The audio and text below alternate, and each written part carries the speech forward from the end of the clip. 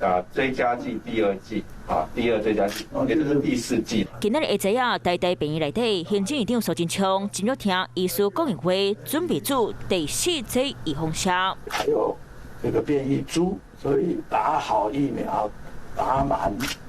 出國更安全。邊境特別開放，不過疫情需要各地的變化。行政院長蘇貞昌提醒大家，疫苗會當做在做好做滿。因為醫師講，到上今年確診人數已經只有595,1782個人，佔全人口數超過7%。不過醫師煩惱夠超3萬人，恐驚無通報。大家都逐漸習慣它這樣的一個傳播力的時候，有些人他可能不想讓他確診後影響到工作啦，不願意通報，好像我們第一線就看到蠻多這樣子的。所謂黑數的話，通常還要往上加差不多2萬3萬這樣啦。不過麥廖總講，疫情的正在日常，根據澳洲病毒專家研究，染到病了後，就算好起來，不過病毒嘛是會繼續影響佢嘅免疫系統嘅功能，時間就要半年。美國加州團隊嘛發現，若感染後 T 細胞嘅功能變壞，咱嘅體內嘛是有可能嘅慢性發炎和自體免疫進行。T 細胞哈，那可能它的協調出現了失衡，導致說我面對其他的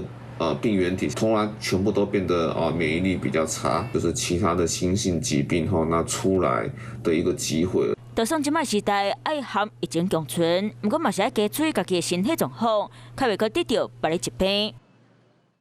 我是喜顧亞外，你訂閱華視新聞 YouTube 頻道了嗎？記得按讚、訂閱、開啟小鈴鐺，也不要忘記收看華視新聞雜誌哦。